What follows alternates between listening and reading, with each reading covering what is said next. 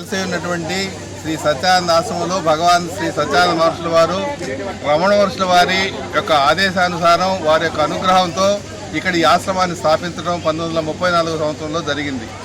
వారు ఇప్పటికీ ఎన్నో నగరాలలో, పట్టణాలలో, గ్రామాలలో కాలినడక నడిచి గీతా ప్రచారాన్ని విస్తృతంగా జరిపి ఎన్నో సంస్థల్ని కూడా వారు మన ఆంధ్ర రాష్ట్రము, తెలంగాణ, బొంబాయి, మహారాష్ట్ర అన్ని ప్రాంతాలలో కూడా చక్కగా ఏర్పాటు చేస్తున్నారు.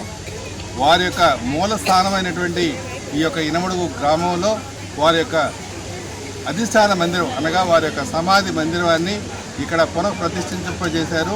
పూర్వం ఒకటి ఉండేది, అది కాలక్రమేణా శిథిలమైనందువలన అత్యంత నూతనమైనటువంటి వైభవపేతంగా వారి యొక్క సమాధి మందిరాన్ని, అలాగే అక్కడ ఉన్నటువంటి గౌరీ శిఖర భవనాన్ని కూడా ఏర్పాటు చేశారు.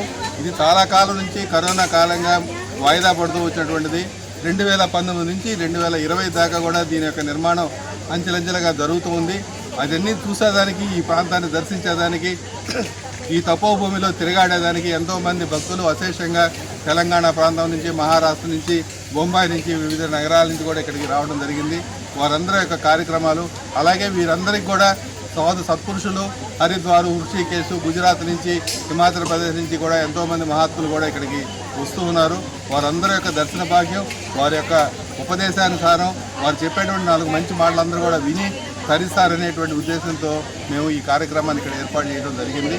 ఇది వైభవంగా జరగాలని మీ పత్రికా ముఖం ద్వారా అందరికీ కూడా మేము తెలియజేసుకుంటూ ఉన్నాం.